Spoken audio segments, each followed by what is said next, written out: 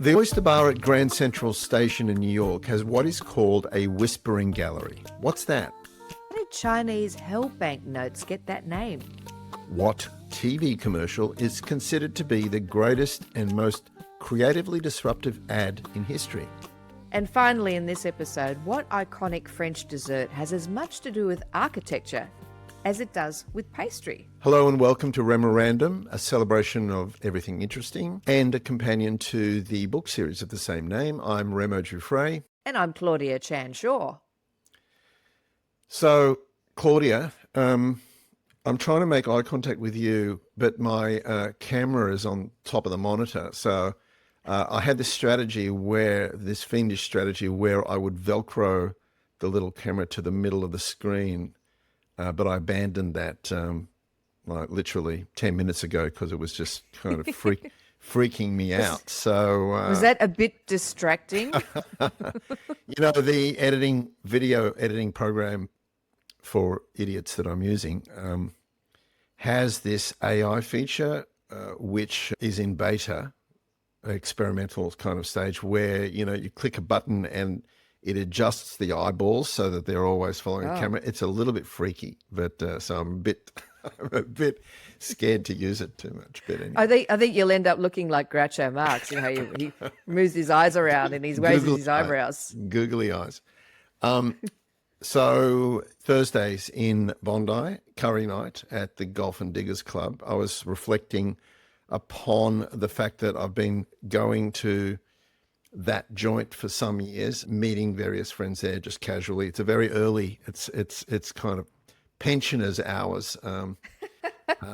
We sometimes we're there at 5:30, 6. I think it gets a little crowded later, but there's a Sri Lankan chef there and he makes curries on just that one night a week. But it's one of those places that feels very, very authentic, and they're few and far between, I find. And in the old Remo days, we called them quote unquote special places. And we used to do this crowdsourcing of the customer network for nominations for special places around the world. And then we would aggregate those and put them in the catalog and pump them back out to people so that they had a, if you like, a community endorsement of, when you're in New York, go to the 10th Street Russian and Turkish baths for this reason. And it's like one of those things. Then we'll get into it. But one of those other places for me is Grand Central Station Oyster Bar. Once again, in New York. Oh, yes. I discovered yesterday that you have a special relationship with that place too, but we'll move into that. But have you got places that you feel have this kind of alchemical pull, that does this kind of mysterious longevity that puts them heads and shoulders above the ephemera of the fashion, the places that come and go, the places that are there forever? Do you have those? Do you have any of those? I do. I go to Paris a lot. I was going to Paris virtually annually to buy accessories for our boutique when we were in the Queen Victoria building. Tough gig. And every time I went to Paris, we usually stay in the 5th arrondissement, wander up the hill to the 6th, and visit the Pantheon. Now, it's this gorgeous, magnificent, stately building, and I would sit outside, generally taking photos of the same thing every time. It's got this beautiful relief frieze on the outside, and I just find it a beautiful, solemn, lovely, relaxing place. And people say to me, "Why don't you go inside?" But it's just sitting on a wall outside the Pantheon is my happy space. Yeah, Love great. it. We should all make lists of those places. But so as I previewed in the first volume of Memorandum, I pay homage to the Grand Central Station Oyster Bar, and it was really interesting to look into its history. It's as old as the terminal itself. They opened as a 440-seater, which is big, in February 1913. So that was just barely 3 weeks after the opening of the station. So back then, and for a long time, oyster bars and shacks and cellars were sort of an obsession in New York. There was a lot of oyster eating in the old New York days. And these were the days of long distance travel too. So people would buy their meals to go from the Grand Central Station Oyster Bar and take them on their journeys. It was a hit almost from the get-go. The number and variety of clams and oysters, often up to 30 types of oysters from all over North America. And these instantly very famous things that they call pan roasts, which are sort of mysteriously named. I don't exactly know why they're named pan roast, but they, as you know, they are cooked in these kind of weird steam-powered vessels that pivot, sort of like pouring molten iron in a foundry. And they mix the seafood and the cream and the paprika, and they cook it all up, and then they pivot it and pour it into a bowl and serve it up to you. So oyster pan roast or cherry stone clam pan roast. So, yeah, I mean, that to me is to die for. To go there, be in New York, duck there lunchtime, sit at the counter. Got to sit at the counter. Got it, because you're watching them do the cooking. Yeah. Get the little packets of crackers. Yes. There's a lot of those. Order a few oysters and one of the pan roasts. And we'll get to the Whispering Gallery in a minute. But just in terms of that experience, in the Memorandum chapter, I do reference this accidental mini documentary that I made in 2008, where in those days it was a flip video. I don't know if you remember, they were little mini things with a USB that would like pop out so you could plug it into your computer to download. So I went in there wanting to document my Grand Central Station experience, and the guy that I was filming grabbed the camera from me and then started filming me and walking around speaking Spanish to all the oyster shuckers and calling everyone to attention. And I just couldn't thank my lucky stars hard enough. You know, he kind of made the doco for me and then handed me back the camera. So knowing that we were going to talk about that today, I sent you that YouTube link, which is going to be in the show notes to this episode, and said, you better look at this so you know what I'm talking about. And you take it from there, Claudia, because you knew the guy, right? Yes, I said, yes, I know the Oyster Bar at Grand Central very well, because I used to be in New York every year because we sold in the United States. And we'd line up at the counter where you were sitting at the Oyster Bar, and we kept going back. And the guy who was serving, who grabbed your camera, used to, when we walked in, Stuart, my husband, and I, go, "Hey, Sydney!" And so we would sit down, because it's always, "Where are you from?"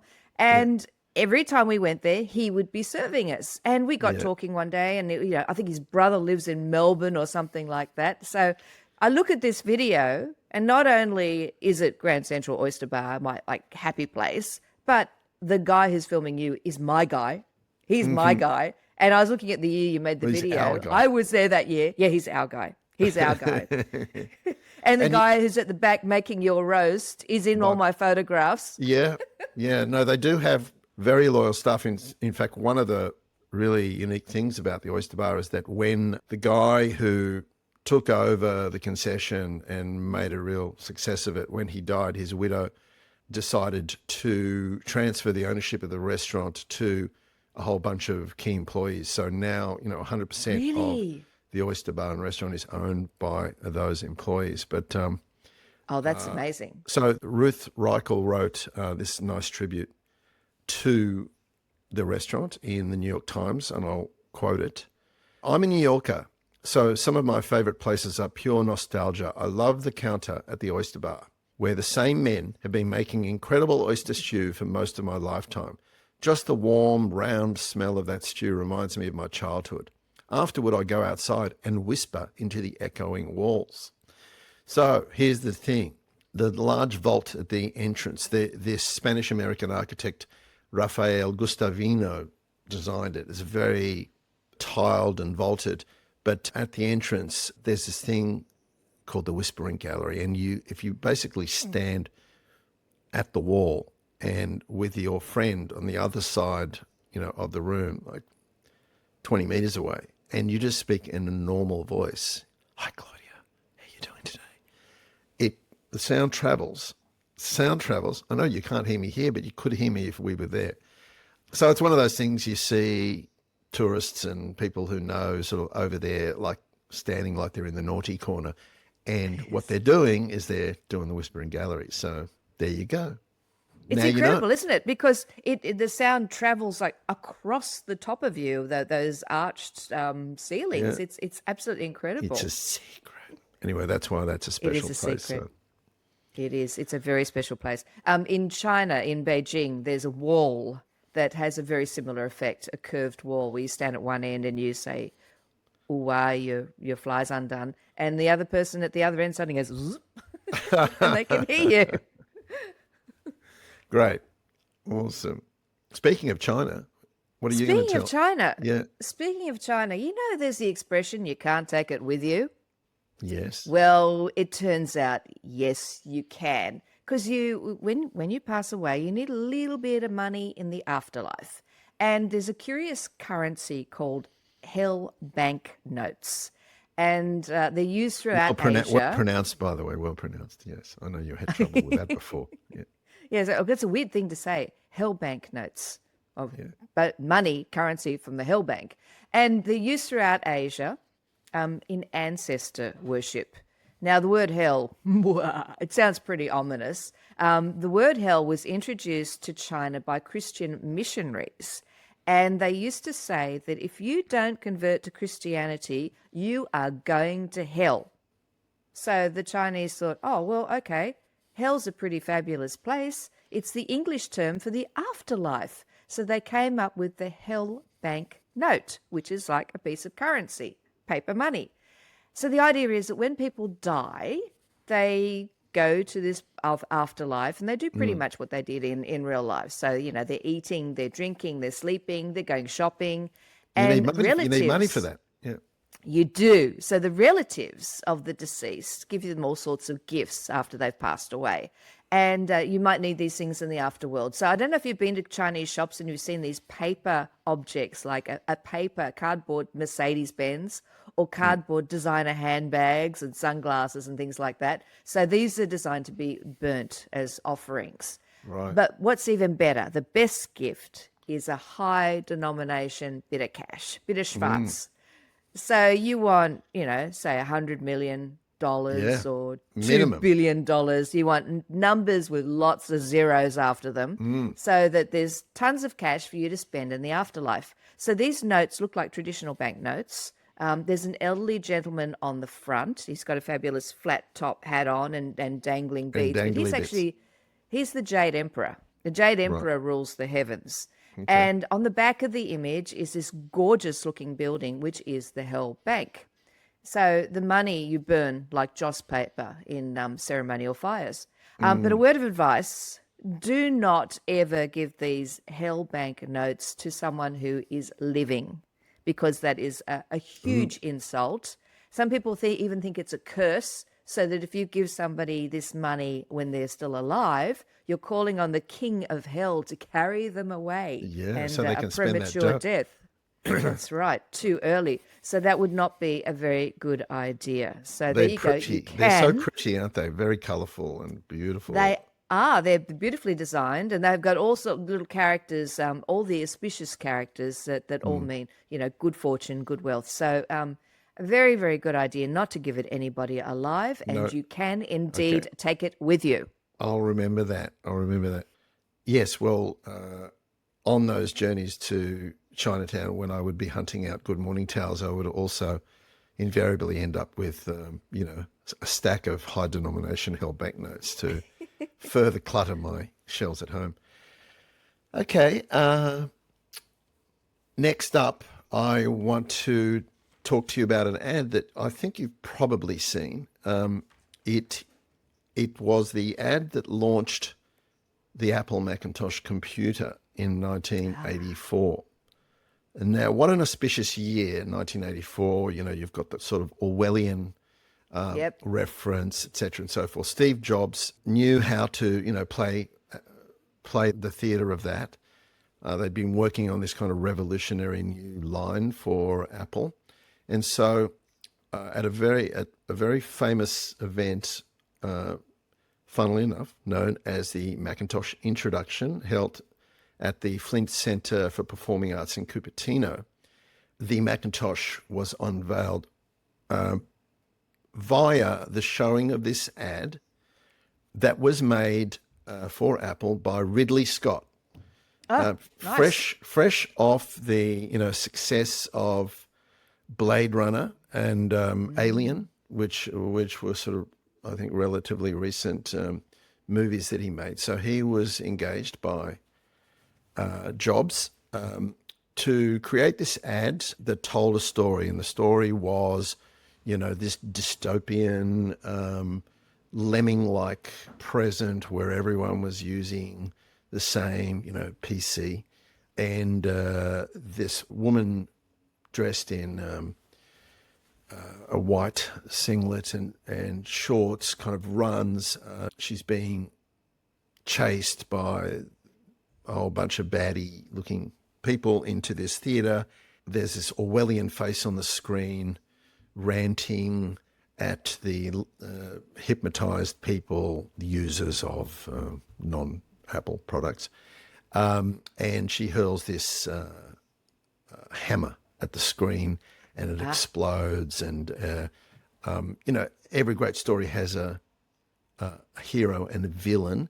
And conveniently, IBM at the time were known as Big Blue, which is kind of a nice name for a villain, really. So the Chart Day agency, Lee Clow and others, made this Orwellian metaphor to represent, the coming of a new age of personal computing. The commercial concluded with the tagline, "On January 24th, Apple Computer will introduce Macintosh, and you'll see why 1984 won't be like 1984. So, huge sensation, this ad. It had aired for the first time only 2 days before that at the Super Bowl on the 22nd of January. So, and here's the thing, that was the one and only ever time it aired on US daytime television. So this ad, which is so iconic, only ever aired once on US daytime television. But the buzz around it was such that, I guess it just got shared in the days. Well, I don't know how people shared videos in those days. But In 1984, yeah. I found a making of Apple's 1984 commercial video, and Scott, told some interesting stories about one of the big problems was finding a woman who could actually throw a hammer in a very, convincing way. And they ultimately cast an English athlete, Olympian. Yes. Anya Major, to give it, the authenticity. And also they needed to find a whole bunch of frightening looking extras, and they ended up recruiting 300 or 400 skinheads in London. And Scott kind of recounts how kind of freaked out he was about that session. So, yes, great ad. There's a QR code in the book. You can scan it to play the ad. You can also probably just Google it and find it that way. Worth a look. Of course, the board of directors of Apple hated the ad, and Jobs insisted it go to air anyway. But it was really instrumental in creating this very identifiable brand for Apple as a sort of, the different brand, the way sideways, not forward, etc., and so forth. So, I wonder why they called it the Macintosh. Well, that's a kind of apple. A Macintosh apple? Yeah. It's kind of like, so Granny Smith is a sort of apple, and a Macintosh is a sort of apple. So that's my guess. Is it? Yeah. Okay. I'm thinking of, your English Mac. No. Hey, I don't Protect you from the normally rain. know too many things, and I'm really impressed that I actually knew how to answer that, because I've never been big on the knowledge thing. Anyway. Okay. Why did he call it apple? Foiled again. All right, I'll stick to my script. Now, I want to talk to you about sweet things. Very, very sweet things, Right. sweet, lovely things. Don't you just love the word croquembouche? Oh, I Isn't love that a that word. beautiful word? Oh, and we know it's the iconic French dessert. It's this wonderful tall tower of choux pastry balls, little profiteroles that are then bound together with spiraling pieces of spun sugar. Oh, Oh my God. delicious, Yeah. delicious. So the word croquembouche, it's a French phrase, and break it down. It's actually croque en bouche, which is bouche is a mouth. Mouth. So it's something that crunches in the mouth. So it's Right. onomatopoeic. Croc. It's a Croc. croquembouche. Crunch in Croquembouche. mouth. It's an Crunch in the onomatopoeia. Yeah. mouth. Yeah. It is onomatopoeic. So it's said to be invented by Antonin Carême, who invented the recipe, and he popped it into his 1815 cookbook, Le Pâtissier Royal Parisien. And Carême was born in Paris. He had a pretty poor family, difficult upbringing. And so he was sent off to work in a pretty lowly, cheap restaurant when he was just a little boy. But he found his calling. He worked his way up, and he was apprenticed to a great pâtissier in Paris. And he found his calling. That this was for him. And he was absolutely fascinated by architecture. So he became famous for making these large table decorations that were made from sugar, and they depicted classical buildings. So he thought that architecture and pastry making were very closely aligned, and the art of pastry was the highest form of architecture. So he used to turn little choux pastry balls into Persian pavilions and Turkish mosques and Gothic towers. Now, we know what a croquembouche looks like. It's this tower of profiteroles shaped like that. Looks simple enough, doesn't it? You get this pile of profiteroles. They're covered in strands of spun sugar. But making a croquembouche is an absolute art. The profiteroles are filled with custard or vanilla cream. The choux pastry has to be firm, but it can't be dry. The cream can't ooze out. It has to be controlled and contained. The caramel has to harden at exactly the right rate and time. Lots of things to go wrong. Yeah. The tower has to stand upright. You cannot have the Leaning Tower of Pisa as your No, croquembouche. It has bad to omen stand upright. for your wedding. Bad omen. Absolutely bad omen. And they can be really quite high. In India, they love a croquembouche. And there's their equivalent of the Guinness Book of World Records is the Limca World Book of Records. And in that book is the tallest Indian croquembouche, which is 4.5 meters tall. That's huge. That is huge. That's They'd really love it. big. They love a world record in India too, I think. They do love a world record, and they've got a population to support it. So, not a traditional wedding cake. I had a croquembouche for my wedding. It was tall. It was big. Yeah. And absolutely spectacular. I ordered one not so long ago, actually, for Melanie's birthday as a surprise. And getting in, I mean, we started this podcast talking about curry night at Bondi Golf and Diggers. Well, that's where we had her birthday dinner. But getting it there, how was I going to get it there? Because I don't drive. She's the driver.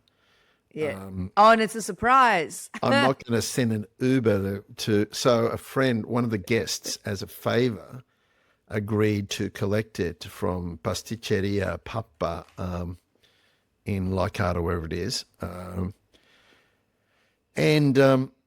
Transporting it was non-trivial. It was literally involved the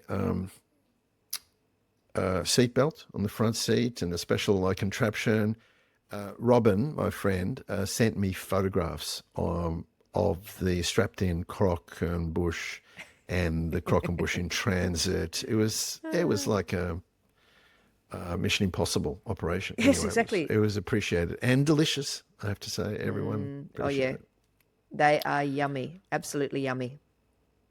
So that's it for another episode of REMORANDOM. It's been as pleasure as usual to talk with you about random wonderful things. So I'm going to have a crack at seeing a crack at the crock and see how long it takes me to edit the video for this, because even though we are a podcast, if you if you consume our interestingness on Spotify or YouTube, you can see us, and you can see that I'm wiggling my fingers in the air at the moment, for example. I am getting the hang of the video editing program and enjoying the selection of random photographs to drop in there to illustrate one thing or another. So I can't work out what that's going to be yet. I'm probably going to have to Google a picture of the Pantheon, I imagine. But, you will. You will. And having fun. So that's all for Might me. have to find my pictures of the Oyster Bar and go, circle round. This is him. The same guy. Yeah, I'll see if I can find it. And, we'd love you to contact us with any suggestions or comments via the website, REMORANDOM.com. You might have some great ideas for some topics. We would love to hear from you. And you can order our books online from REMORANDOM.com and subscribe wherever you do your podcasting listening. The other way to give feedback, Claudia, people can record a memo on their phone and just email it to hello@remorandom.com. That's a new email address, hello@remorandom.com. We might even play it over the air. A little bit of feedback from our randos out there. So nice. Keep it clean and keep it nice, folks. All right. Thanks, Claudia. See you next time. Bye. Bye.